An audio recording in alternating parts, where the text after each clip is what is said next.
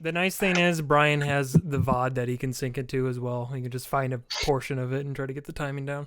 Exactly.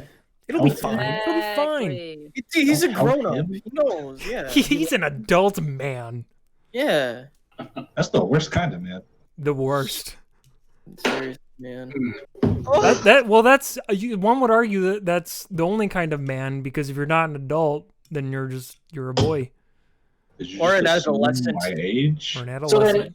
then, are you a boy until your balls drop? Sorry, but like, is that? I mean like, when is the moment one becomes a man? Exactly. Is it when you lose your virginity? Is it when your balls drop? Is it when you start growing armpit hair? It's the bar mitzvah if you're Jewish. Exactly. Okay. I got confirmed from God or whatever they call that dude, and you know. Are we sounding B-Rye? We sounding good? You know, in the Islamic world, you are considered a man when you have your first nocturnal emission. What's that? Classic. That is sleep jizz. Yeah. I can't remember what it's Some called. people will call it a wet dream. Mike calls it sleep jizz. Well, I couldn't think of Mama, a wet dream, Mama, so I was like, sleep jizzed again. Could you clean my sheets? I've done and slept jizzed. I got a question. Slept jizz. I have a question. If that's when y'all become a man, when do you become a woman? When you have your first bloody Sleep emission. Period. Oh. Bloody. It's got to be when you're sleeping, though. Oh. Yeah, it's gotta be. Yeah, that's You only became a man or a woman in REM. I don't think I've ever had like an actual nocturnal emission, so I guess I'm not a man yet. No. What? I mean, I've woken up to like some wicked awesome boners, but like, Well, see, I've had dreams where like I came in my dream, but when I woke up, like I wake up like, oh, it's totally gonna be a mess, but like nothing, dry as a desert. yeah, but you're like rock hard and it's kind of painful. And you're like, God, how long has this been going? True. Yeah. Well, On that note, hey everyone, welcome to the bar. It is open. Welcome to another Fyre Bar Off Topic podcast. I am your host, your bartender, Brian. Today, if you listen to us from YouTube, Spotify, iTunes, SoundCloud, we welcome you guys here. Thank you so much for listening. We love you guys. And tonight I'm here with, we got a full house this time around. We got Mikey, Mo, Akhtar, Danny, but we got a special guest tonight. We got Michael. He's here. Go ahead. I'll let y'all introduce yourselves. Hi, I'm Mike, and happy St. Patty's Day, y'all. Woo! I'm Akhtar. Every Come time. on, Akhtar! You are too! I'm number 2. I'm Akhtar, and I'm wearing green shirt. What's up? Yeah, my name is Mo. I got black on because I'm partially black, but that's about it. Yeah. Also, we finally moved into the big boy world. No more water today. Yay! Look at you. Black. I am the sister, and I have a little margarita that's 10%, and I have lights on. I'm beautiful. Flush the lights. That's an awesome. Flashing. Yes, flashing. Oh. That's what they call chicken neck in the porn industry. My name is Michael. I am a friend of everybody here. I've known them for several years. I've made some videos for Lotus Fyre, but I am honored to be a guest on the podcast that Brian has created from his loins. From his sweet loins. From his nocturnal emissions. From his nocturnal emissions. And I'm happy to be here. I have lots of this. I don't know. We're not sponsored. If we were, money. But yeah. Bud Light for the audio listeners. Right. I'm 4 deep and I got 2 more to go. And well, welcome on, buddy. Good to have you on the cast. Yeah. And I'm sorry. We need to address the fucking elephant in the room here that I'm sure everyone's deeply concerned about. Brian, can you go ahead and tell me what happened with that title that you put on the stream here? What happened? Well, what happened? You spelled St. Patty's Day with 2 T's and not 2 D's. Oh! You damn asshole. That was a terrible. You fool! You maroon! I quit. Fancy. You No, just I outed don't. yourself as totally not Quitting. Irish. Bow. We out of here. Bye. So tired of this. But I'm not Irish. Clearly, Everyone's Irish on Clearly. St. Patty's Day, Brian. Yeah. Yeah, Except man. you. All become Irish. Yeah, you're just Yeah. you. Whatever. I'll stay here with my pasta and spaghetti. in I my don't have croissant. That's French. staying with my And spaghetti. you call yourself Italian. Italian. I have you. Oh, sorry. It's pronounced italics. There you go. Okay, well, I got to write that down for things that I don't know. No, italics is That's definitely a impossible pet peeve. to do in real life. It Did you sounds- know, like, why do they have italics if it can only be done via Microsoft Word? I just don't understand that. Because if you are actually writing via hand, you can't, like, actually make italics. Because what if people just write in that style? It's bullshit.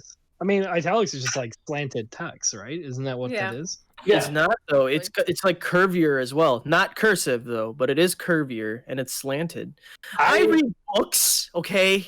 Well, Wait, I always took it as being tilted text. I never took it as being curvier or. It's hella curvier. Even the H has, like, a little floop to it. What the fuck? Are you using Times New Roman or goddamn like ampersand over there? No, I read books. Yes, it's Tiny Roman. All right. Hey, when you're right, you're All right. But there is a way to indicate italics in normal handwriting, and you just underline it. That's underlining. It's underlined. No, that's it signifies italics. Read a book. Read a book. No, here's the trick. Here's the They have trick. the ability to Sorry. slant the text. If you're someone who writes slanted normally, then what you do is when you want something to be italics, you just write it completely straight up. So it's just like the one word or phrase looks that's different, completely yeah. straight up while everything else is slanted. You look like a No, wait, psycho just when fine. you do it though, because it's all like straight and Yeah. narrow. That would piss so many people off. Speaking of pissing people off, what's the topic today? Oh, Today, well, hold on. I wanted to get up front about something real quick, because if you guys were here for last Friday's stream, that was an interesting stream. We were not playing talking about Mario Tennis Acers or whatever it's called. God. aces. But so what had happened was a friend of mine who likes to partake in the marijuana gave me a little gummy edible to have fun with. But the thing is, he got these edibles from a friend of his who actually has a medical card. And this dude, you know, he uses marijuana for like chronic pain and stuff like that. So he uses like the big boy ones because, you know, he needs the larger doses. So my friend told me, he's like, yeah, this is like a 50 milligram edible for THC, and it's just a small little tiny square orange gummy. And he was like, you know, I'll probably take half. And I'm like, yeah, no, I'll take half. I'll take half. Half will be fine. So on Friday, you know, the start of the weekend, I'm thinking like, hey, if we're gonna stream, we have a good time. I'll take half of this edible. So I took half, like half an hour before stream started, and it was going fine. We were playing the game. We sucked acid tennis. It was embarrassing. The bot made a fool out of us, but it was really fun. And it, like half an hour into it, I really started to feel it. I was like, oh, okay, there we go. It's kicked in. And it was like me and Brian were like losing our shit that entire stream. Dude, that was so much fun. Because I Oh reached my a point gosh. where like I was high enough that the mere concept of Donkey Kong playing tennis murdered me. It murdered me. Well, because Brian was playing with the computer, and it was Donkey Kong, and like he wasn't doing very well. So Brian's like, I think I made Donkey Kong too stupid. And I'm like, well, Brian, he is just a fucking gorilla. I mean, he's an angry, confused 800-pound gorilla that you put on a tennis court and gave a racket and said, have fun, bud. Fucking pie on him. He's like, like, just like enraged. So we were dying laughing, but the problem was it didn't end there. I kept getting higher and higher and higher, and it reached a point like when I get high, my sense of time is just completely out the window. So I was like sitting there like playing this game, and I was like, "Fuck, man, we must have played a good 2 to 3 hours of this." And I looked over, and like 15 minutes had passed, and I was just like, "No." I can't do, like, I was trying to keep my cool. Nobody could see it because the way my camera is positioned, but when I would go to grab for water, my hand would be like slow and shaking. And I'd grab it and be like, ooh. And at one point during stream, I had to go downstairs to get more water, and that might as well have been the Olympics, because like I was trying to like regain my balancing, going down the stairs, getting the water, going back upstairs with a full glass of water. Somehow I managed to do it without spilling. I don't know how, but Dude, that's awesome. That'd be the worst. I can imagine just the entire walk down and up the stairs, just this big smile. It was just no, I was past the smile part. I was like, what am I gonna fucking do? Like, I can't finish the stream. Like, I was sitting there like, I need it out. I need it out. What if I just end the stream and pretend my internet went out? Like, well, what am I gonna do? but eventually we were like an hour and a half into it, and lucky enough, I think Mo was getting frustrated by that point because like the computer was kicking our ass so hard. And I was just like, that's probably enough tennis for tonight. I think we've had enough. I'm going to go ahead and shut this down. So I shut down the stream. Me, Brian, and Mo are still in the Discord chat. They're talking about whatever. I'm like glazed over looking at my computer screen like, I can't handle this. I don't know what they're talking about. I can't handle this. So I just leave. I leave the call. I don't say anything. He just dips. I'm just like, bloop. I'm out. So I'm sitting there with my phone like, where did Mikey go? And if you're watching on Twitch or YouTube, you can see behind me I've got, it's covered in a blanket and a pillow, but I've got my love sack over here. So I just immediately get out of Discord and just plop down on that. I'm like, like just bug-eyed. I left my phone at my desk. I hear just like, I'm like, nope. Can't handle that. There's me calling Mike like 5 times, like, bro, are you good? I'm just trying to check on you. I'm like, bro, did he die? Like, I managed to get it together and turn on my PS4 and just like put on a YouTube video. But it was a giant bomb quick look of a certain game. And at one point, one of the dudes used the common phrase, "I'm not high enough for this." But him saying that made me go like, the YouTube video knows I'm high. The YouTube video knows I'm high. And long story short, I went to the bathroom and threw up a little, but I'm fine now, so. I warned you to only take a little bit, not half. I thought half was a little bit. I told you less than half. Well, see, the bad thing is that, and I apologize, like, he also asked me too. He's like, hey, bro, I got this whole edible. And I'm like, oh, yeah, just only do half. Thinking, like, he's had edibles. He'll be fine. Thinking of my own tolerance, and I didn't know. No, dude, 25 milligrams is actually still a lot. Like, and especially for someone like me who doesn't do it enough to build up a proper tolerance. Like, Brian, the full edible, Brian probably would have fucked you up, but I think you would have been okay. Half you would have been totally fine, but half for me was still too much. I was like, Jesus Christ. Half for me at this point is probably going to be too much, man. Yeah. I mean, that edible was basically the one I had. And I know you also what happened to my friend who ate the whole freaking thing. So when I saw it, I'm like, I think you need to take half because I think that's the same one. And the thing with edibles, though, and Mikey just, dude, you hit the point so hard. Yeah. The point is like, for every like 15 minutes, you'll sit there and be like, oh no, this is the highest I've ever been. And then honestly, in 5-minute increments is that you will be thinking. Yeah.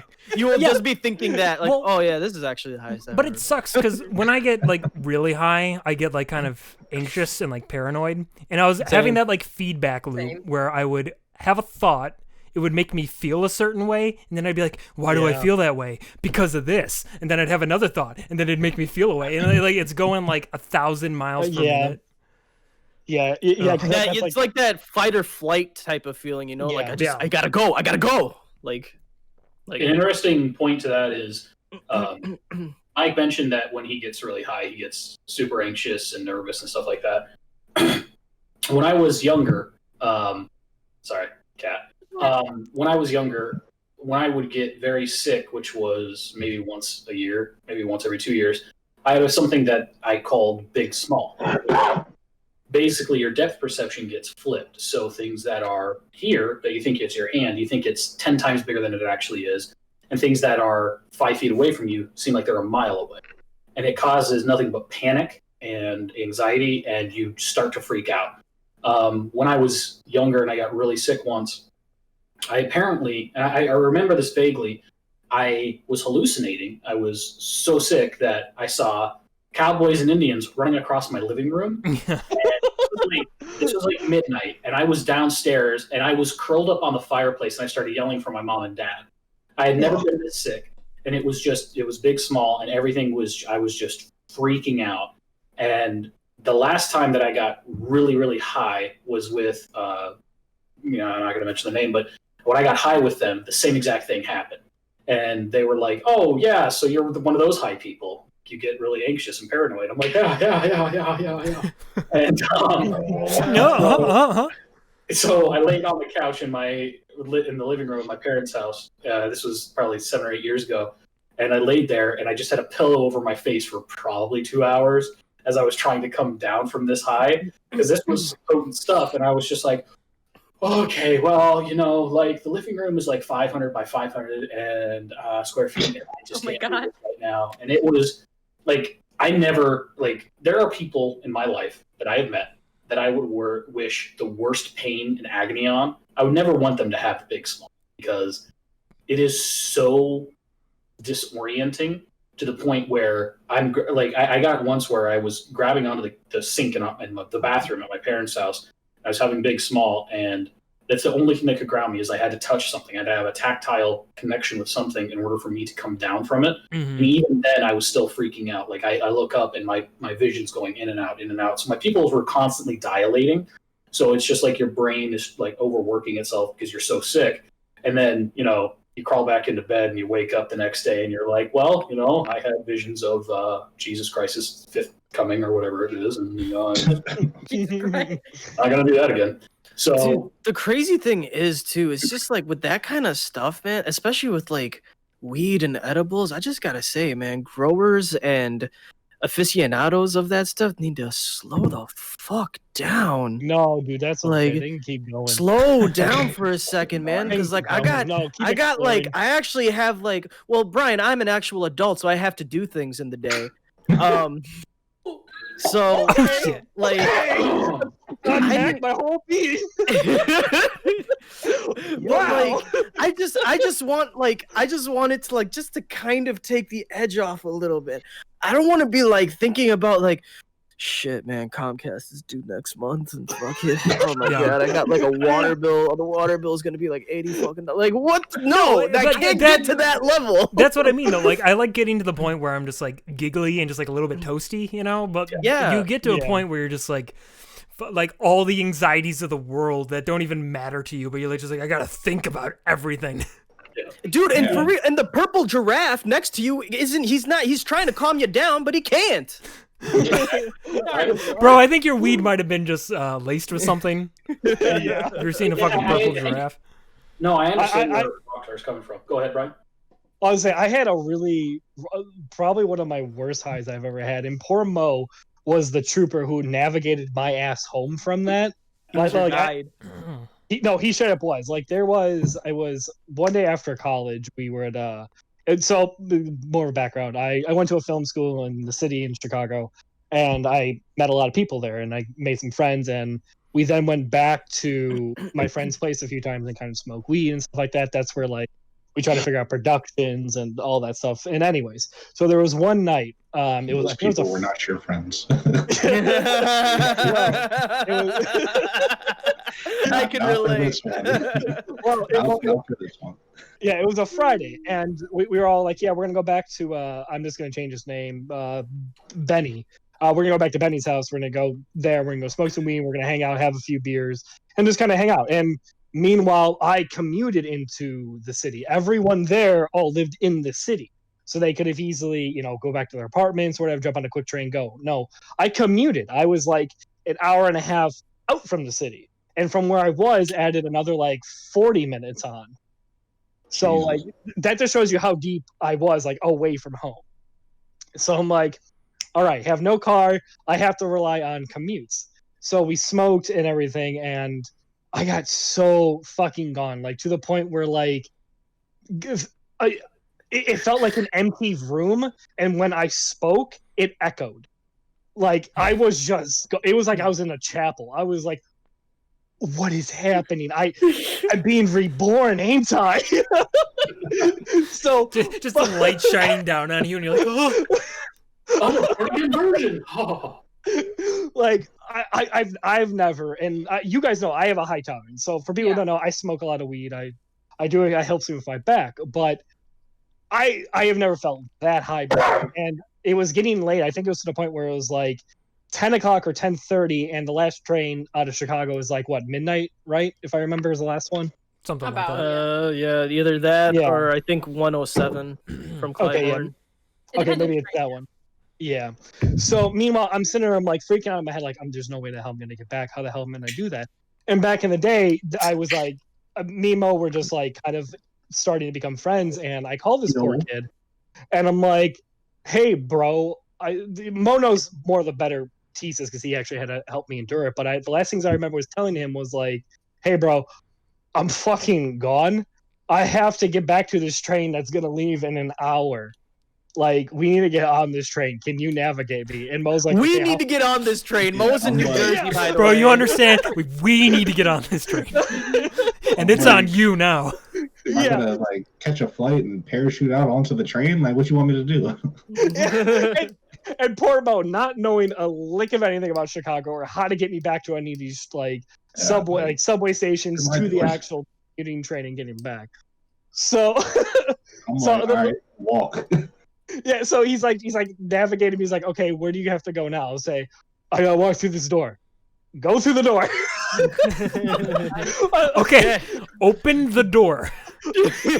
Now walk through it. This is insane because, Brian, I legit thought you were like in the middle of Chicago, lost as hell. No, you haven't even left the party yet. Yeah. I haven't even left.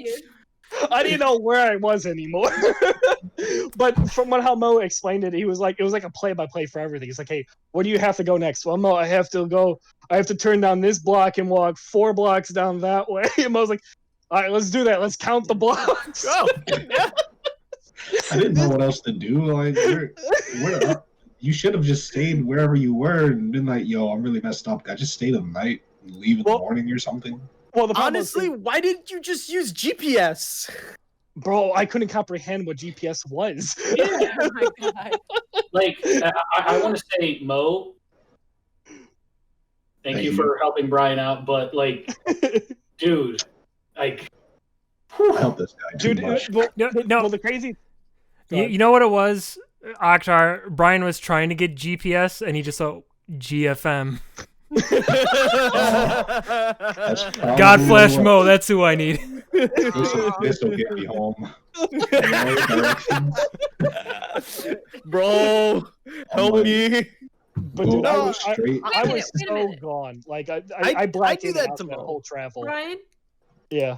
Why did you call Mo, who lives in New Jersey, and not call any other person who lives in your city? This one I'll answer for you, Danny, because I do this to Mo as well. I just sometimes you just need his help. Sometimes you have a problem, and the only one who can solve it is Mo. Yeah.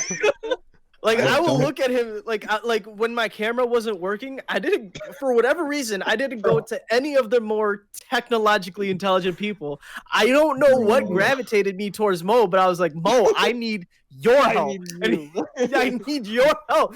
And he just looks. He called me up and he's like, bro, please, man, please. I'm like, bro, I don't know what to do. Why are you begging me right now? Like, I was legitimately begging. I don't even have the camera yet myself. It was to the point where poor Mo, like, he couldn't say no because he would feel actually awful if he said no. I'm like, bro, you want me to call someone? I can call Brian or Mike. And he's like, no, bro, it's got to be you, bro. Help me. Okay, bro, we're going to work it out. Did you plug it in? Turns out, don't ever buy webcams from Germany. Wansview, man. Dude, Wansview really has yeah, man, they hurt me. But Wansview, not even once. Not even Wans. Not even one. Not even Wans. I know that personally. I know the topic of tonight.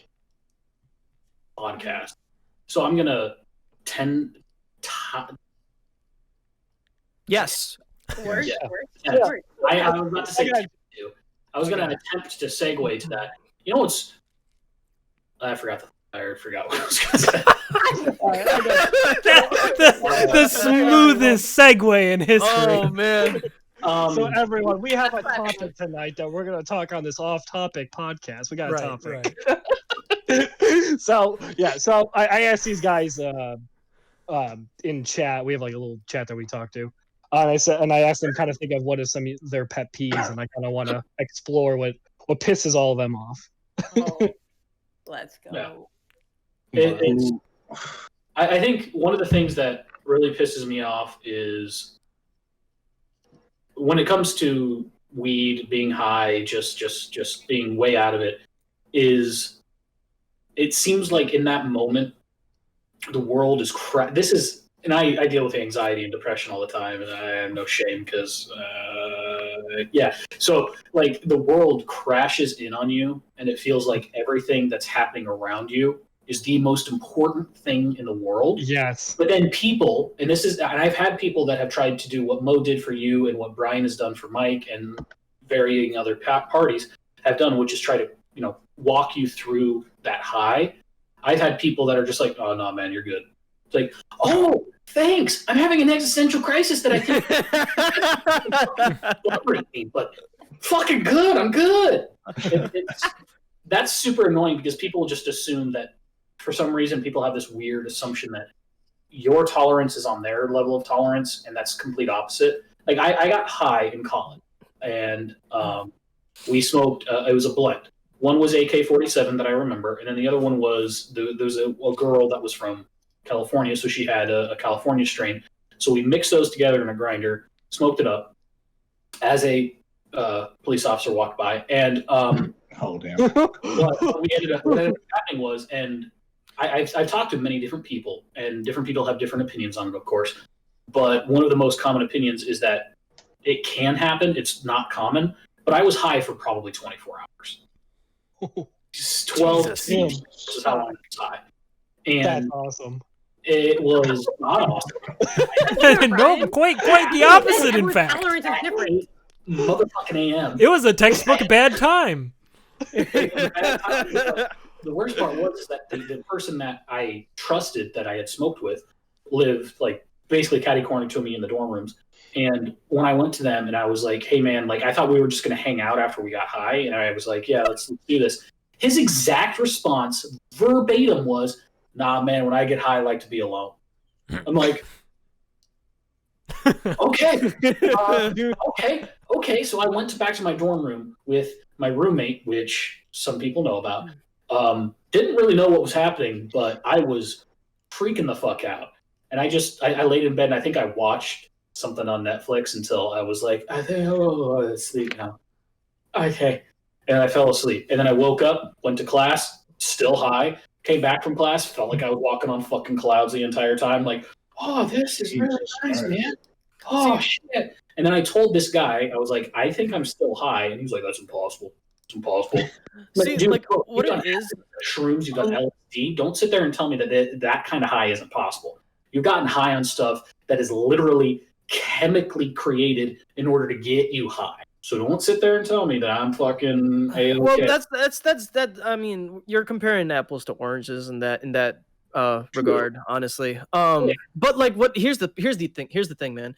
A lot of what people just don't understand is that it's not the physical that you're freaking out about, man. It's the mental. It's honestly and it only takes a person who's gone through that to understand what you're going through. So obviously they themselves didn't, because here's the thing, man, I didn't understand it until I went through my own. I really didn't. I was pretty shallow about it myself. And then I had my own, and I was like, okay, this is what people felt. Okay, well, now that I know, I can be more understanding about that situation and know, like, you just got, and a lot of the times, man, someone's just got to be there. That's really it.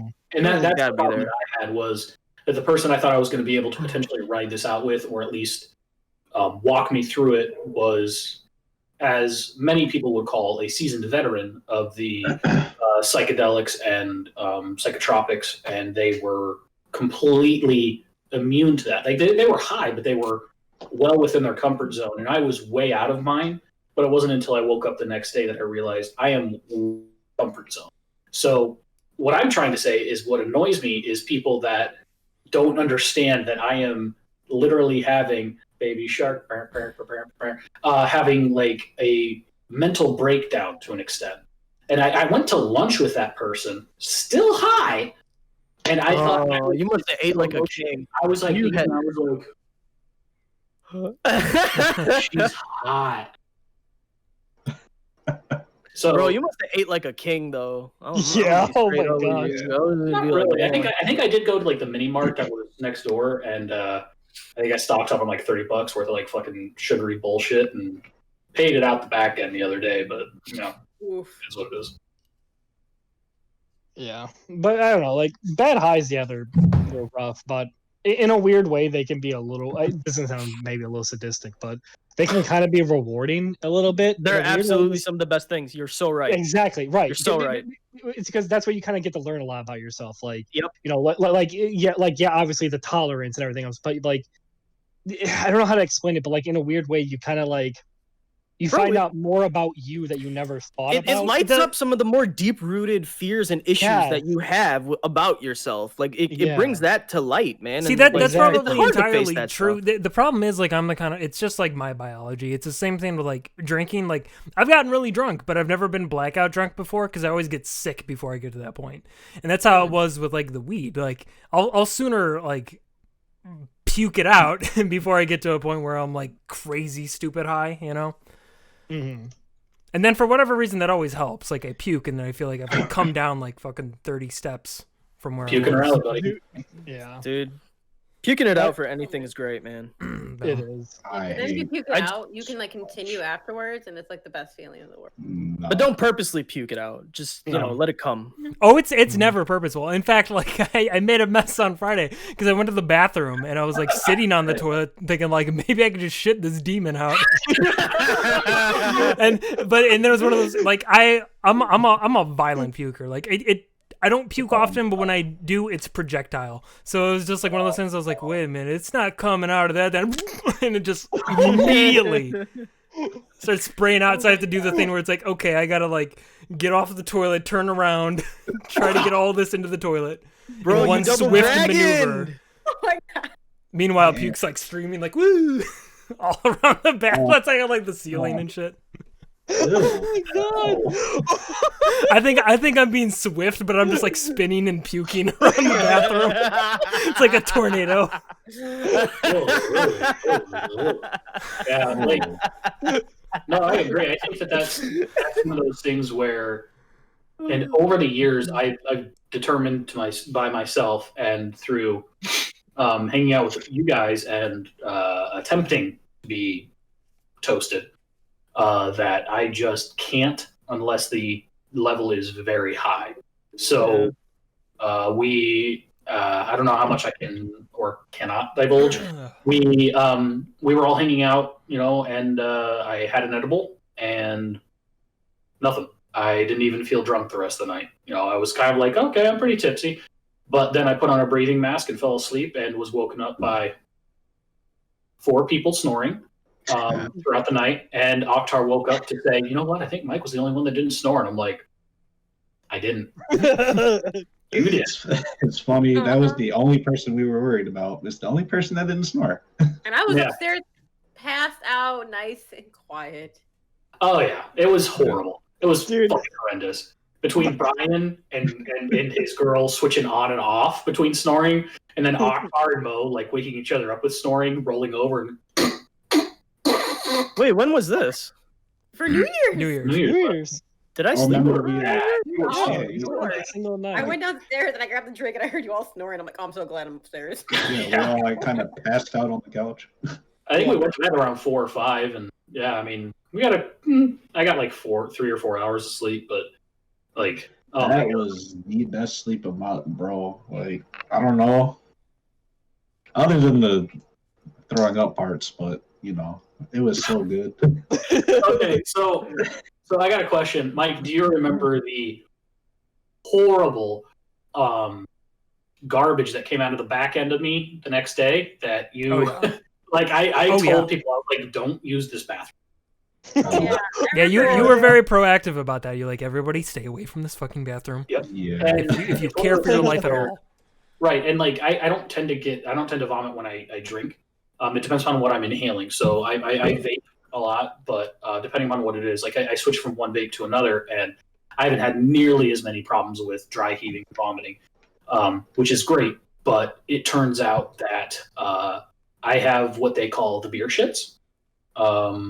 It's where you poop out all of the demons and poor decisions you made the night before, and it makes for a smelly, violent surprise. And yeah, it was interesting, but yeah, that was one of those ones where I as I got done, I walked out and I was like, I think I need Axe body spray because I'm thinking I'm lingering pretty hard right now. Dude, the last 2 podcasts have just been about pooping dicks, bro. Come on. I didn't know, man. I didn't know. That's what happens when we talk, dude. We talk about pooping dicks. It's kind of our favorite thing. Yep. Everybody does it. I know. And most of us have one, so Hey, at least Mo isn't talking about Kingdom Hearts, okay? Kingdom. Oh, dude, I hate Kingdom of Whoa. Hearts. Stop. Seriously. you know what Shut up. annoys me? Kingdom Hearts. Kingdom of Yeah. Kingdom Yeah, of that's a Hearts. pet peeve right there. Yeah, Man, Kingdom I of used to Hearts love was that really game. bad. I used to love that game, and the third one came out, and then like my dreams were just crushed. Yo, King- since we're already talking about it, I mean, you know, No, Brian No, kind now of new hit topic. We touched on No. We're We done. touched on it. We're gonna put a pin in it. We're gonna put Just a pin in it. All right, But- next podcast. Well, Next, I- we'll talk about Kingdom of Hearts next podcast or something. No, Next I'm not. time. Yeah, or not. I don't want to have. love the hearts. I don't want to have the title Kingdom Hearts Can we- again on can a we just- podcast. Can we just talk about this and, you know, edit that out? Can you cut that? No. No. But I You do know, want to say. the thing about Kingdom of Hearts is just like it just sucks. That's really what it is. Bro, stop. You're going to get me started. Don't do it. I will to me. give Disney this. The concept of that game is very impressive. Being able to go from world to world of the most iconic childhood fantasy. Mikey, but it's hack and slash, it's idiotic, and the storyline is more convoluted than my family tree. So I don't want to even think about it. Like I will never play those games, but like it's one of those things where I understand what they were trying to do. Kind of like I understand what they were trying to do with the Predators reboot. And I understand what they were trying to do, but they failed on so many levels that it was kind of like our government for the last 4 years. You know, it's kind of like no. Yeah, that's accurate. Guys, That's John, about- who's okay. at the team? I'm not titling this fucking podcast Kingdom Hearts Part 2. Fuck. So, We'll stop talking about Kingdom of what kind of Hearts. pet peeves do you have, Akhtar? Bro, Yeah, what grinds your gears, Oxar? Library. What? Blackberry. Fuck off. Then you must hate Brian Miller. Fuck off. I hate Please anyone elaborate. on the planet that says library, bro. Like that's like dude. There's an R there. It's not even a silent R. It's there, dude. You say it because it's there. And you're ignoring it, and you're hurting its feelings. That's literally one of the. And dude, it's like it's library, and it's just like whenever someone says library, it's like fuck off. Read a book. Like. Why don't you Damn. go there? Akhtar, Right. I'm sorry, you didn't mention before. Do you read books? Is that something you do? Do you read books? You a book reader? I don't know. You didn't mention. read. Oh, you read. Oh, he reads books. Oh, he reads books. Okay. Yeah, they're called comics, Mikey. Get it right. It's called manga. Manga too. They're in the book. Oh. Manga. God Manga. damn. Well, it's just Okay, like, wait, dude, wait, it's wait, like wait, honestly the word because it's just like, and I don't know, it's just the audacity of like saying it. You know, it's just there's this like, oh, you think you're fucking you know everything now? No, you can't even pronounce the word right. Fuck off. Like, I just When was the last time you went to a library? When was the last time you checked out, I don't know, a library book? Or a not library ever movie? since Library the book. global catastrophe that is COVID. I'll tell you that. True. Yo, I'm sure y'all can agree with me on this, but something that really annoys me flashback episodes Oh man. Bro.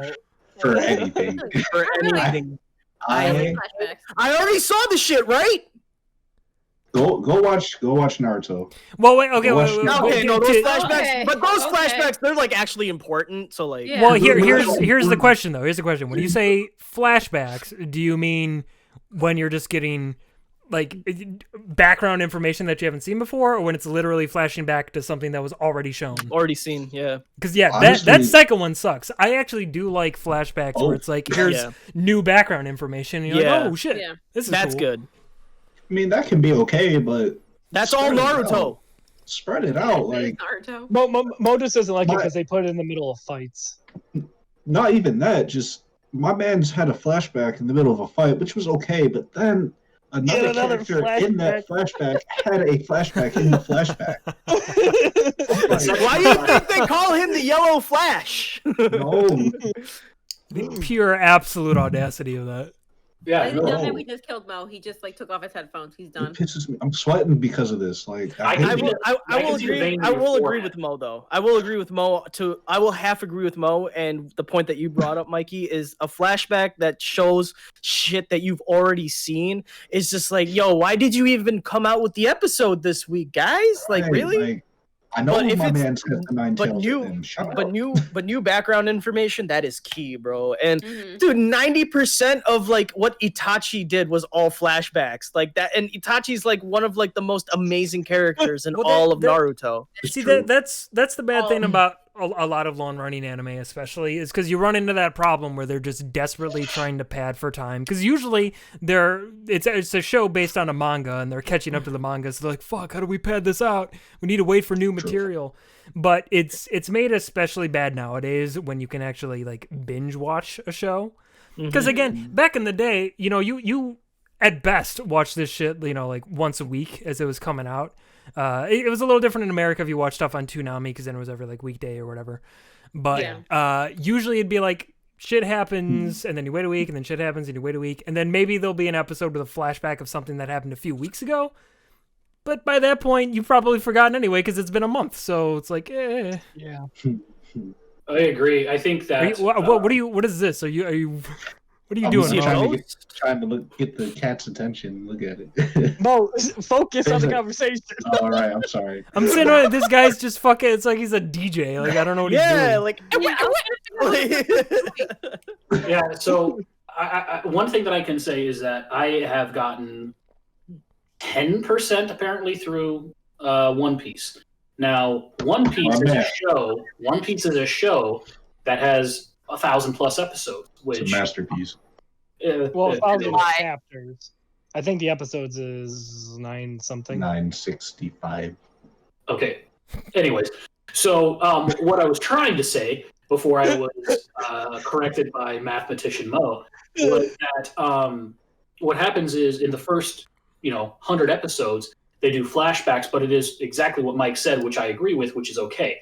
Flashbacks on someone's background and their backstory that gives you more information as to why the decision that they're about to make or the behavioral choice that they have made in that episode is iconic to what they have dealt with in their life.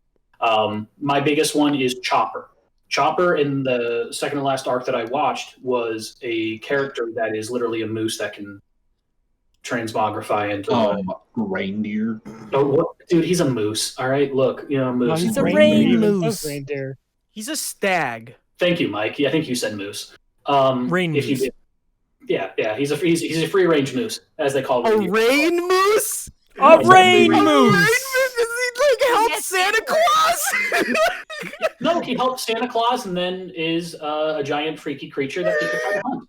He got a big red nose and reins on his back. Yeah, but also he a moose though. Oh, It's like when Rudolph was sick and they're like, well, we're out of reindeer, but we got this fucking moose. Moose is there just like fucking cockeyed, like it's like Yeah, so we're short on time. Make it work. That needs to be a real thing that we like draw, or is a rain moose now. We need to figure that out.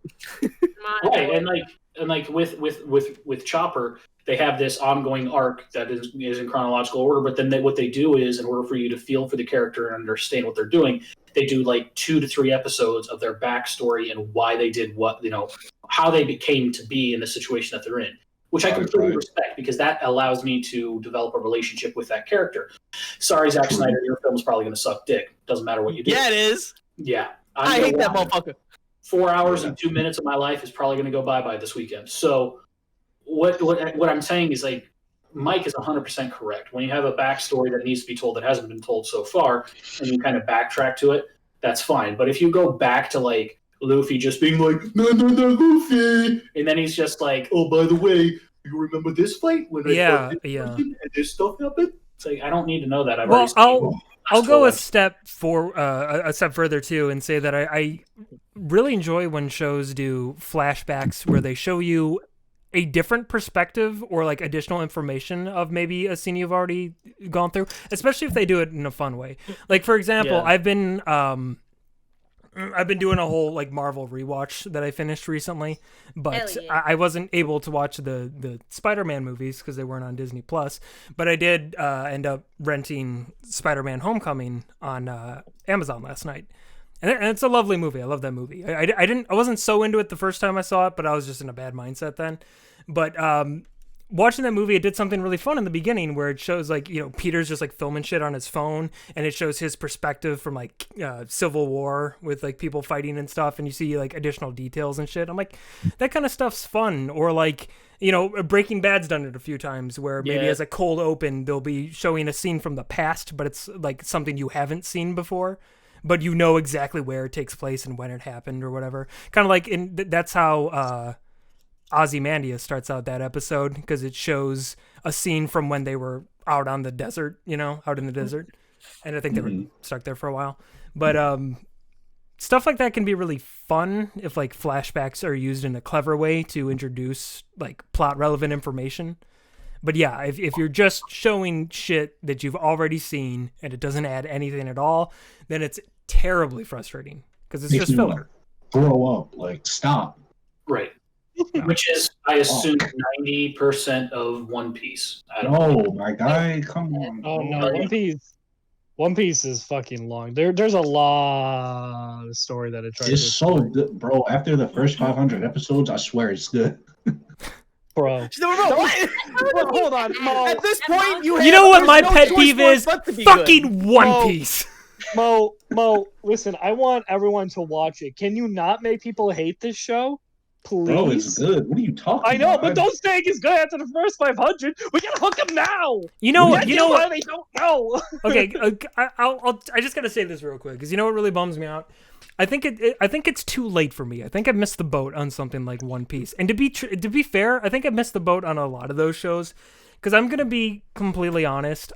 I think this is true too. I think if I had never seen Dragon Ball before in my life and I started watching it now, I probably wouldn't like it that much. I think that's the honest to God truth. I would love the art style because Toriyama is one of my favorite artists of all time, but like shonen anime stuff that's really meant for a younger audience and stuff like that, stuff that's focused, mostly on fights or just like things like that. I don't know, like after a certain point it's like you either have the one that you grew up with and you love, or you really don't have much of anything.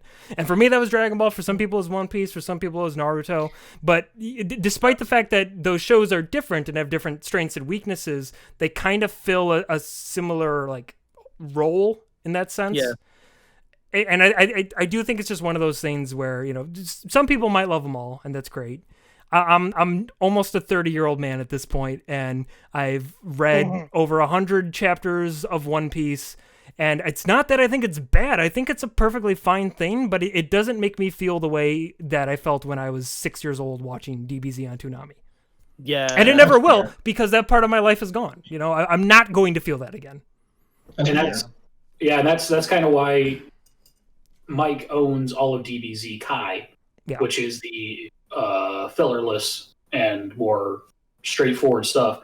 It's one of those things where Mike and Oktar and Mo and I think Danny and I know Brian, they're so in love with DB and DBZ that when I watched Dragon Ball, I felt like when I saw the ending episodes and stuff like that, like I felt like I was reaching a pinnacle of the show like, a climax that was great and it was fantastic. The fight with Piccolo and all that stuff was fantastic. I loved all of that.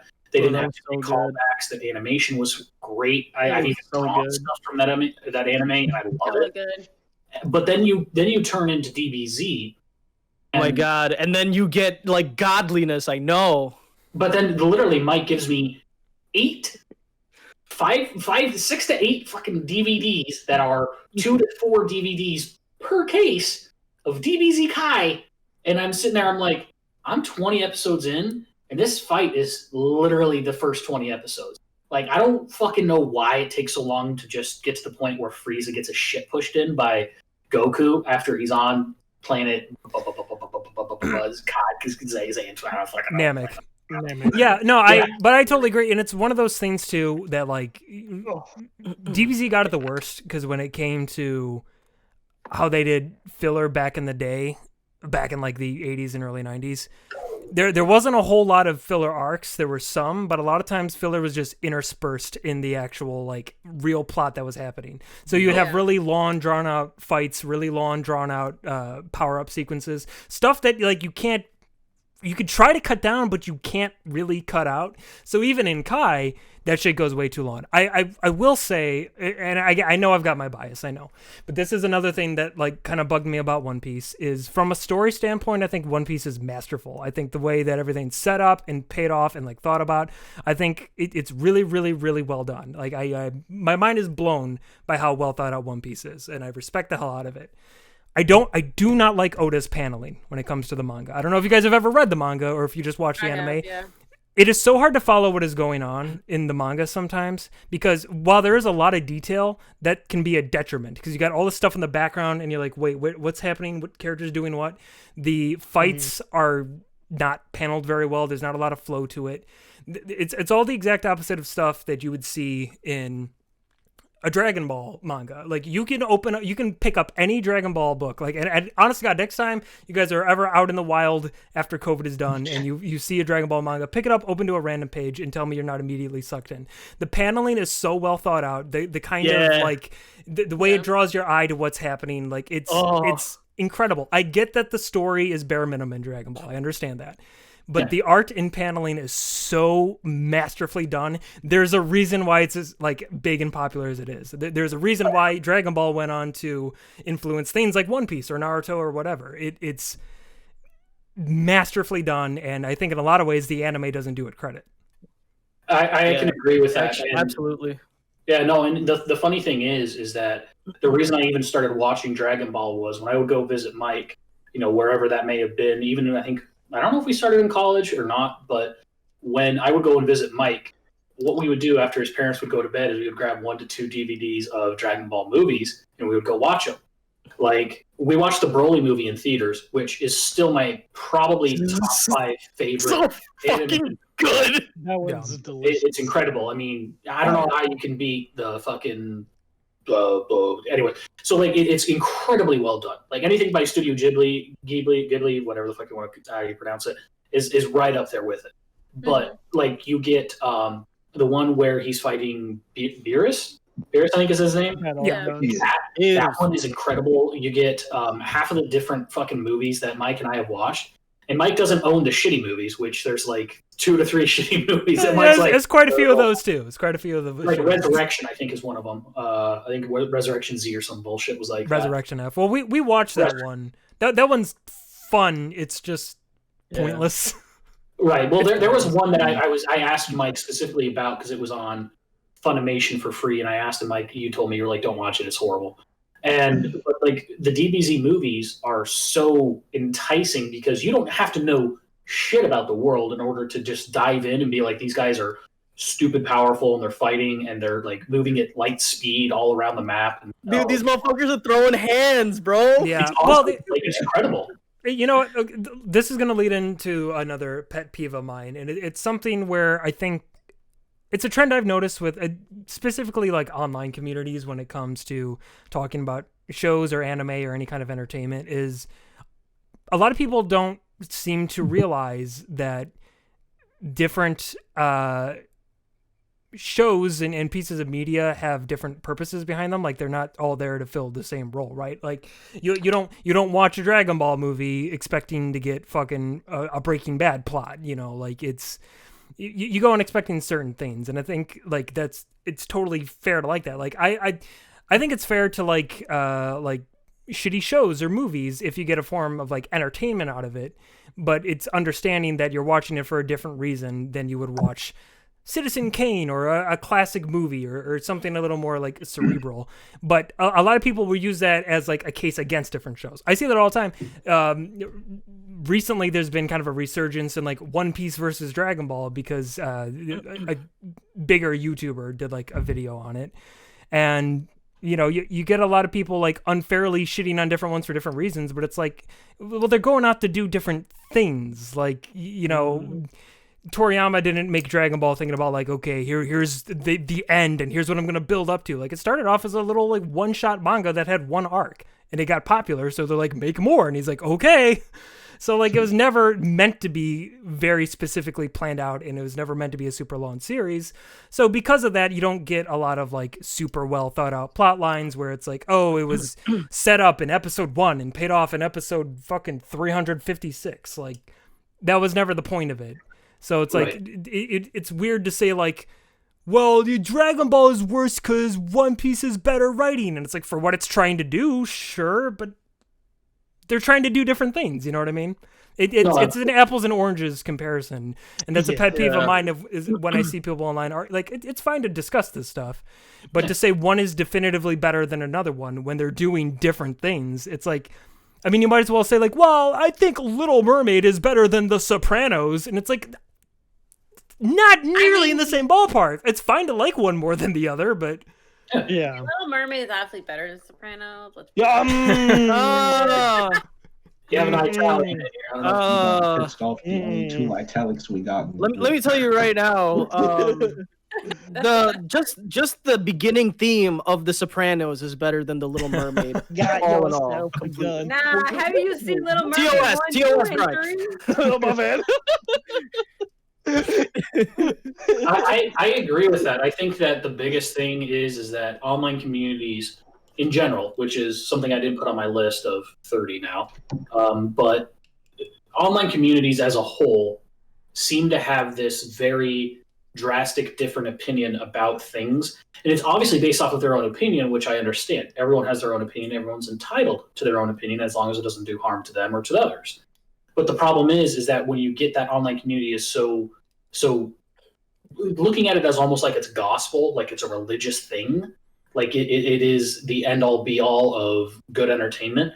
It's like, no, because you have a show like Breaking Bad that had 5.5 seasons. I think they broke up this 5th season and a half episodes. Yeah. But what they did was they had a great story that they wanted to tell, and they told it when they should have.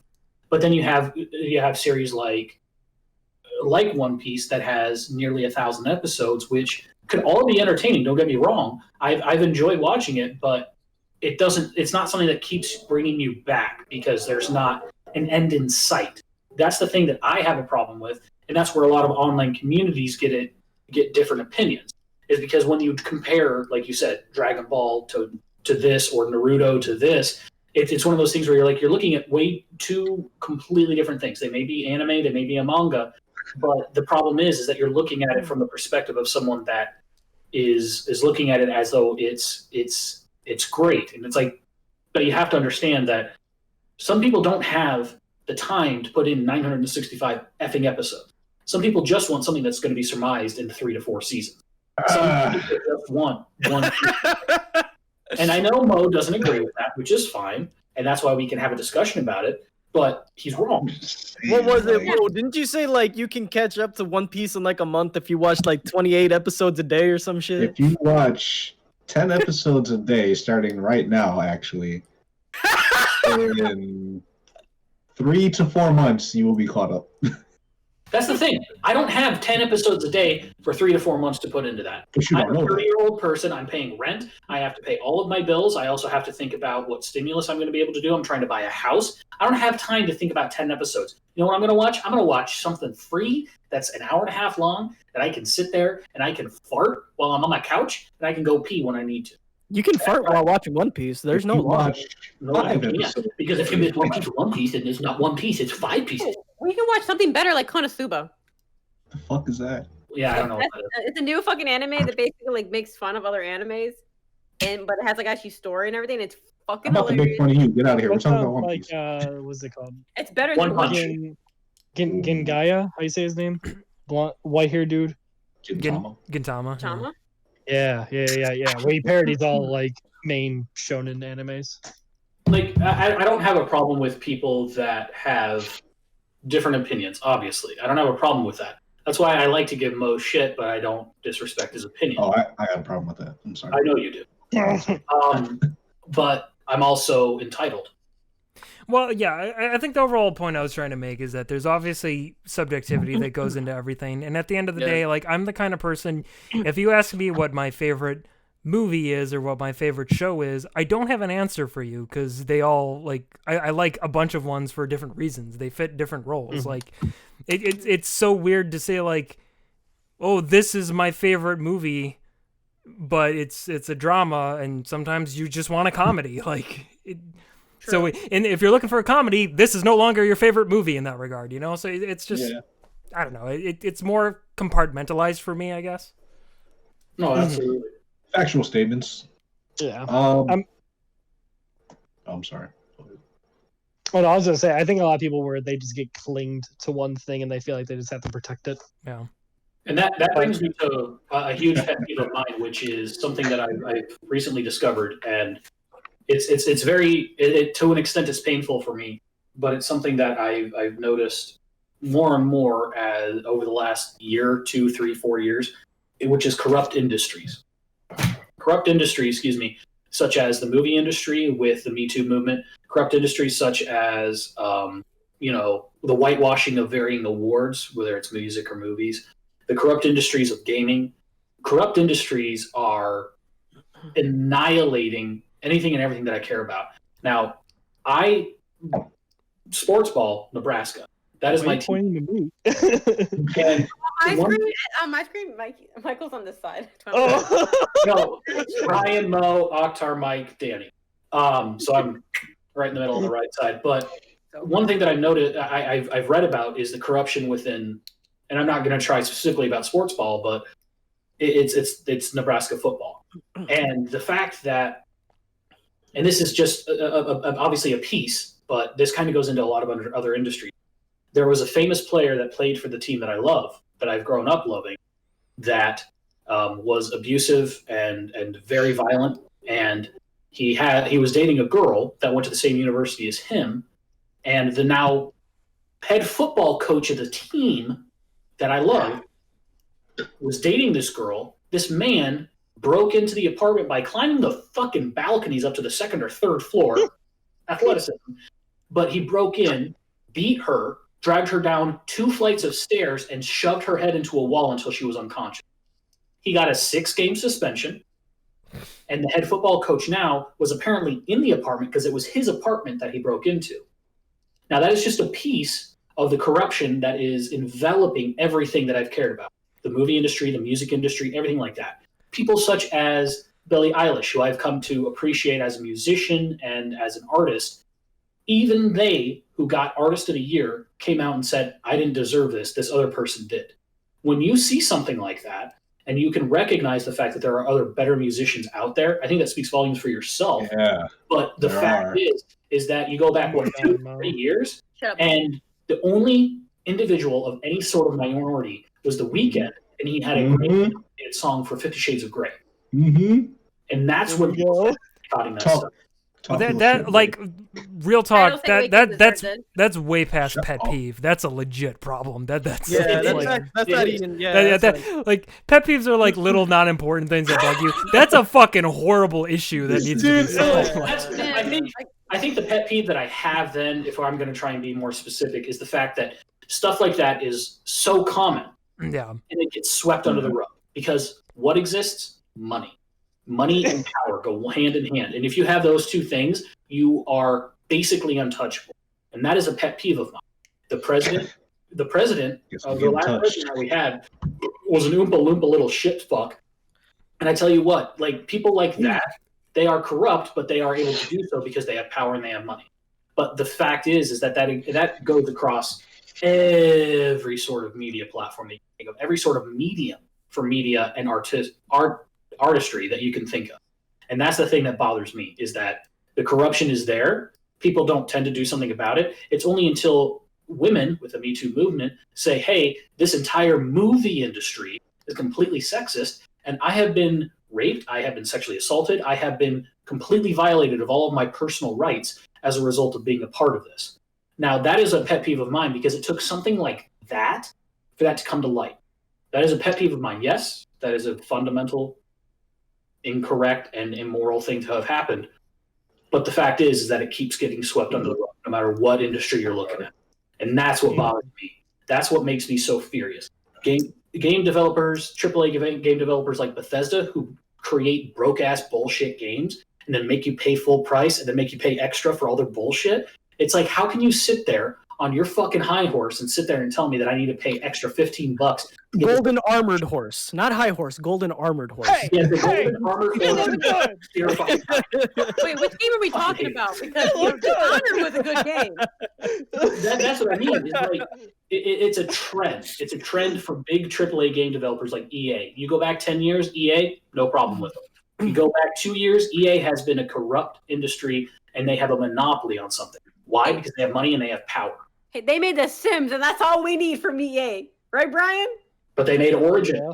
They made... We don't care about Origin. We bullshit. have The Sims. Terrible. We have The Sims. That's all I care for. It's on Well, Steam also now. Mass Effect. Well, that was more BioWare, but yeah, bought Yeah. them. Yeah, and That's what I if you mean. want to buy all the DLC for a Sims game, I hope you have like $700 to drop. I got that Simmy. We said. Oh, You know what's the pet peeve of mine, guys? Oh, God. No, I'm kidding.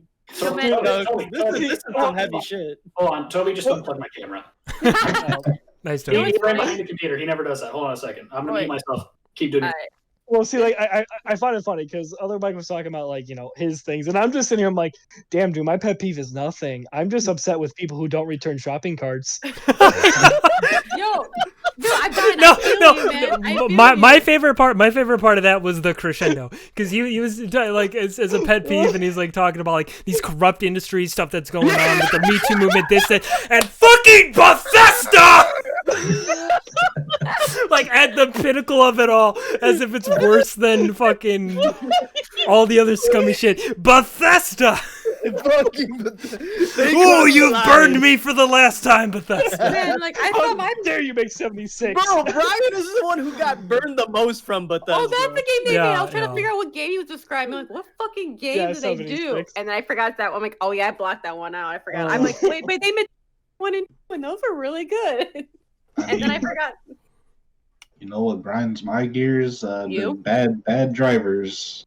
Those bad drivers. Yo, Oh man, wait, but go ahead. I'll say my one of my pet peeves was just cleany people. I don't like when people Clean clean. people. Clean, like they always want Like to clinging on to you. Yeah. Like they want to know, they want to be on, like they want to be your attention 24/7. They have to know what's going on. Like I hate that, especially no offense to young men, but I hate that when I get that with talking to a dude and they're like, Yeah, man. Like, very fucking clean. I'm sure y'all don't like that when women do that either. Maybe That leads me to number 24. Women's lack of interest in me. so, No, I get that. I mean, I'm of the mindset that hypothetically Danny and I were in a relationship. I tend to be clingy in the sense that when I'm into somebody, I want to be a part of their life. I want to be as much a part of their life as possible because I want to see this through as far as it can go. Now, I understand that some people are looking for short-term relationships, one-night stands, whatever you may be looking for. I'm not going to judge you. And as long as it doesn't get above 50, then girl, you got some issues. But the thing is like it's something where I think that's something fundamentally with me. It is obviously no reflection on you. And if that bothers you, that's legitimately one of the things on my list is communication and relationship. yeah. If that's something Yeah, that yeah. legitimately bothers you, please explain that to me so that way I can explain where I'm coming from. So that way we're not on different pages, we're on the same page. So that way we can have a potentially successful relationship. And if that bothers you, then I don't want to be with you. And that way, clinginess doesn't get confused with communication either. Yeah, like I'm all for someone being in my life and you wanted it, but if you have to know every single detail of my name, I'm like, why are we not talking? I'm like, and I give you an explanation why, but that doesn't like here, I'll give an example. I talked to someone, it was going good, and I'm like, yo, what? I just want to take it slow and see where this goes. Literally, I got a message the next day, and please tell me why. It took me almost 2 hours. Tell me why. Why I had to. What I want to take it slow. I can't be serious right now because I'm fucking Octar. Tell me why. Like literally, he wanted to know every detail. He's I want to know what we were, and I'm like, bro, we're not even dating. I just talked to you. We went on one date, and like, yeah, want to know every detail, want to know everything about you. And I'm like, I explained my reason, and then that wasn't good enough. He wanted, oh no, we did this. We got to go. We got to do this. I got to be this, and I'm like, nah. No, that's too much. No, and I was like, major red one flag. or two things with that. There are one or two things that have occurred. Either that person has been cheated on, so they are consistently scared that person that they're into is cheating on them, or they are going to be cheating on you, so they need to have some sort of backup saying, hey, I know where you are at all times, something like that. Yes, Brian. Yes. Yeah, I saw that. I was like, wait. I was like, Wait a minute. It's either this or this. So I get trust issues because I have like a lot of trust issues, especially when I'm like with men. But like, there's like time and place, man. When I'm like explaining it and there's nothing wrong, I'm like, yo, man, you're not doing this. Like, this is this. I literally gave a paragraph explaining because I had to, and I'm like, yeah. And I told my friend, I'm like, yo, is this correct? And he's like, yeah, that makes total sense. If I got that from you, I would understand this. And I'm like, why not? Yo, Octar, trust issues. Oh God. Yeah. No, Sorry.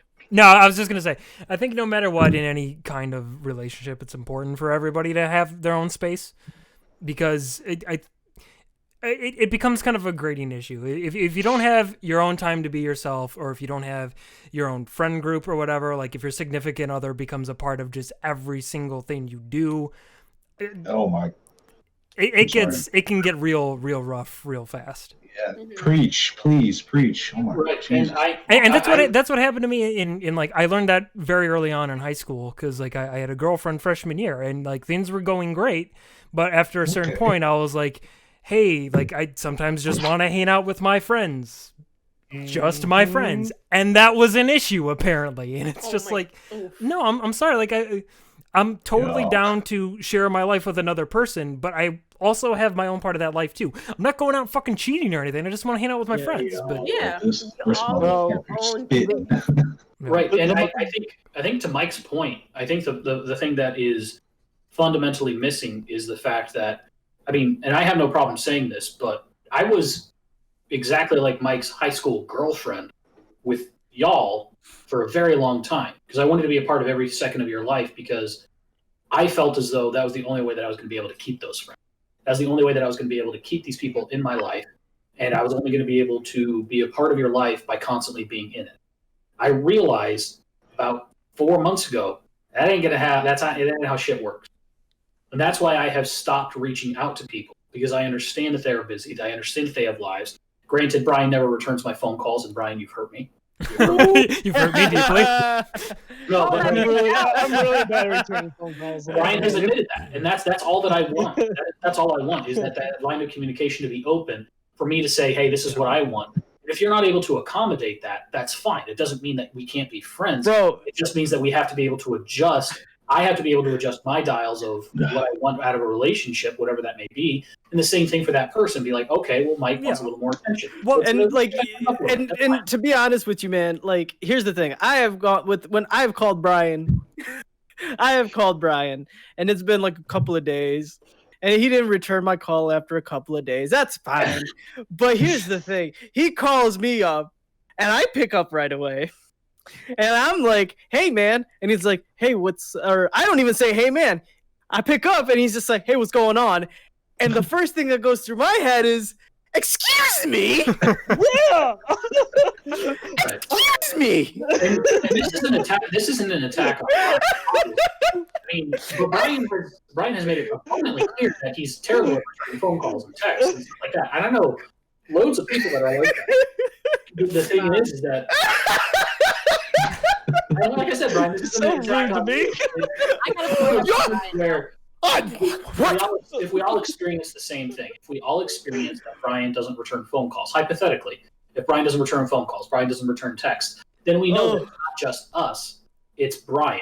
That's how Brian operates, and that's fine.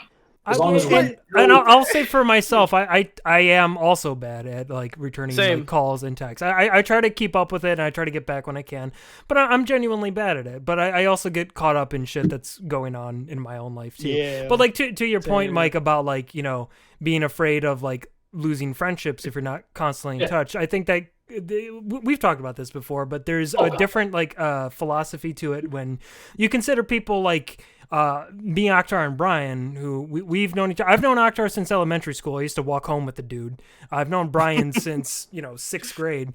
We've known each other through so many different periods of our lives that some of those periods we didn't talk for months on end, and a lot of it was like I went off to college in Iowa and you guys were doing your own college things or whatever. So I think when you have a lot of really long-term friendships, you get used to long periods of not a lot of communication. And it's not because you don't care about each other or because you aren't interested in reaching out, but it's just you got other shit going on. You're in different phases of your life. It's just true. And those are some of the few people, and like you mentioned, Mikey, those are some of the few people who just understand. Yeah. Like, they just get it. Well, and like to that point too, especially when you have those long-term friendships, like you'll know something is super fucking solidified because you'll start talking again after months or sometimes years of not talking, and you're right back where you left off. Yeah, exactly. Like what was it today? Mike and I talked on the phone. I think it was for. Sadly, I looked at the timer, so this is why I know I wasn't being creepy. It was 23 minutes and 43 seconds. But Mike and I haven't talked. Listen. I'm weird. I'm fucking weird. There's a reason there ain't a ring on one of these fingers, all right? So, but Mike and I were able to not talk for a week and a half. And then as soon as I call him, I'm like, hey, what's up? What I think I said, Sexy Beaver. And he was like, hey. And it's just immediately, you're like, you know what? We're good. And that's the thing that I've missed. And personally speaking, this goes out to anybody in chat, anybody that's ever dealt with anything like this. Chances are that the reason why you're thinking the way I used to think is because you've been jaded and you've been fucked by other people in your life. Thank you for showing me that Destiny 2 piece of shit toy. Well, appreciate it. It's my boy, Cade. It's one of those things where your brain is hardwired to think the way things have gone in the past. So if you've been in a relationship where someone's cheated on you, like I mentioned before with Danny having communication issues with this person who always wanted to know, Squirrel, where's the sunglasses? Where are fucking sunglasses? That is not okay, Danny. That is not okay. He needs his Squirtle sunglasses, all right? But it comes down to the fundamental fact that chances are you've been hurt in the past. And when you've been hurt in the past, it causes you to think in the future that the same thing is going to occur. Yeah. Why you constantly are leaping towards this goal that is not necessarily feasible and not necessarily realistic. And that's okay. You can reach for goals that aren't necessarily realistic, but it's okay to understand that sometimes life happens. Whether it's COVID, making it so that these mother effers that I haven't seen since New Year's, well, that was the first time that I had seen most of these people in over a year. You know how heartbreaking it is to not be able to see the people that you care the most about in your life for over a year? It sucks, man. It ruins your life. But you have to understand that there are things outside of your purview and out of their control and your control that make it so. And by understanding that simple yet super complicated concept, you will be a better person by understanding that there are other people that they have other lives outside of your relationship. And by understanding that, by family members getting sick, motherfuckers, my goddamn grandma, pardon my French, I didn't mean to say goddamn, my grandmother died New Year's Day, January 1st, 2021, 3:45 p.m. I get a phone call. My grandma is dead. Dead. I'm never going to see her again. I haven't seen her in 3 years. And you know what happens? That affects everything in my life. I was going to be a part of a 16-hour stream at Danny's place after the New Year's party. I couldn't be a part of that because I had to go home because I had to watch my cat. I know that sounds pathetic, but I had to go home and take care of my cat because my parents, who were going to take care of it for me, weren't able to because they had to leave town the same goddamn day to go and try and start to figure shit out for her. And what happened with her life, and what happened with this, and this happened and this. Understanding that life happens, and people not being able to respond, and people not being able to be a part of your life isn't a bad thing. It's a part of life. And understanding, and I am the eldest here. I am 30 years old, almost 31. The fact is that it's taken me 29 and a half years to understand that my friends aren't going to abandon me. As much as I think that they will, they aren't going to abandon me. As much as I think that they should, they aren't going anywhere. Yeah, bro. My friends are my power, man. That's me. And that's what's helped me through more mental struggles and more difficult times than anything else. My family is fantastic. They've been there for me through thick and thin. I've attempted a lot of stupid stuff in my life, and I've done a lot of stupid shit. They've been there. But the thing that brought me back from the brink of nothing were these motherfuckers. These are my friends. These are the people that have been here for years.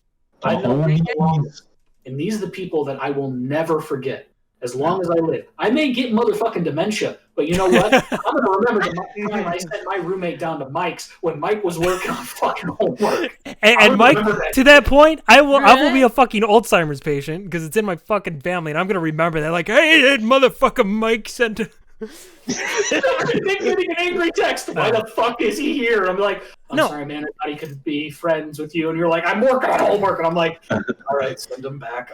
But dude, like legit, like that's first of all, that's an absolutely beautiful thing to say and absolutely true. And it's something you realize in life is that people are going to disappoint you. It's a part of life because we all have. Well, it's true. Like we're all our own little worlds, right? And you like to think it's just the way the dumb human brain works, where you're like, oh, well, I'm the center of my universe. So, like, you have different expectations of certain people, or you have different wants or whatever, and people can't always fulfill that. And it does suck. It's disappointing. But at the end of the day, the true friends you have, your family members, like, they're there for you when it counts, and that's a beautiful thing. Indeed. And to top it all off, I think that the biggest thing that I try to do, excuse me, oh god that beer. And I'm not trying to toot my own horn by any means, is that when I speak to these people, I ask about how the individuals that are significant to them outside of me are doing. 100%. Because I want to make sure that everyone that they care about is doing okay. And if you can't do that, maybe you guys aren't as good of friends as you thought. That's okay. Everybody has good relationships. Everybody has different relationships. That's fine. What I want to say is that when I talk to Brian, I want to ask about how the woman in his life is. I want to ask how his parents are doing. When I speak to Mike, I want to ask how his parents are doing. When I speak to Akhtar, I want to know how his parents are doing, and if he's had any delicious biryani that his mom still needs to make for him. I want to know how Mo's doing. I want to know how his dad, who looks like Don King and is a stud, is doing. I want to know how these people are doing because they matter to them. And if my friend Mo and if my friend Akhtar matter to me, what happens in their life matters to me. And that is the biggest takeaway from anything. Damn, awesome. Bro, I'm about to cry and shit this motherfucker. Damn. And to put a nice little cherry on top of this, we've been trying to abandon Brian for years, and he won't go away. So don't worry about us leaving you. How many new states did we can't get rid of? God damn it! He's like COVID-19. He just keeps coming back around. You never get me. I'm a plague. I'm always going to be here no matter what. But I think it'll be probably a good little spot to end the podcast. But before we do so, I'm just going to quickly say, because we kind of got to everyone. For my pet peeve, it is people who cannot return shopping carts. If you can't walk 5 fucking seconds to return that fucking shopping cart, you're not a person in my eyes. Preach. Bro, do you understand? Dude, that is actually insane. No, stop. Fight. Because here's the thing. It shows a lot about your character if you return the shopping cart. You know what I mean? It's so insane. It's like you're not obligated to return it, but you do. No. And there's no punishment if you don't. But that's why it shows so much of your character if you do it anyway. Exactly. There's a legitimate scientific study that somebody has developed that has literally. By the way, did you see that Brian thought I was trying to fight him on it? Bro, you know what my other pet peeve is, Akhtar? You bring up You want to know what my real pet peeve is? When like I support someone, is when I support someone and they think I'm against them. It's Brian. That's my pet peeve. Brian, that is you too. You are always. You know, I'm just existing, and they think I'm plotting against their life for whatever reason. Come on, guys. We just had a whole touching moment. I'm being legitimate. I read that there was a scientific study that a man based all of human beings based off of that exact thing that Mokhtar and Brian were just talking about. Returning a shopping cart. Is it a social construct? You don't legally have to return your shopping cart. You're not going to be fined if you don't. But what does it say about your character? It shows that you are responsible, and then you're adult, and then you have morals. That you are not going to try and do something silly and stupid, and you're going to be trying to take complete and total. It's so it shows that you're considerate of others, you know? Well, yeah, I mean, like, bro, like, if I don't know if any of y'all actually, like, had to, like, push shopping carts. I did. That shit's a fucking bitch and a half. Like, dude, like, think about, like, the person who has to do that, who has to go gather them. You can't take 5 seconds to just walk your little dumbass. What is more important in your life? That you just cannot return a shopping cart to make someone else's life easier, and that bitch ain't gonna blow away in the wind and hit your fucking door, and then you're upset because you have a nice car and you don't want it to get scratched. That shit's irritating! And to one of Mike's favorite things that I ever do is road rage. And I can sit here and tell you that the reason why that they don't do that is because they have to race home to an unhappy marriage and a horrible sex life that they can't control. Exactly. Boom! Thank you, everyone who came to this podcast. I love you all. Wow. What a climax. You can't get that shit on HBO. From, like, being very supportive of one another to just all out just ballistics. That is the dynamic of this entire group right here. That was insane. Minus other people, this is the dynamic of that group. Is that we are going to be vicious and angry, but goddamn if we ain't going to be there for each other when we really need it. I was agreeing with you, Brian. Oh my god. Okay, all right. Peace out, everybody. Peace out. Bye.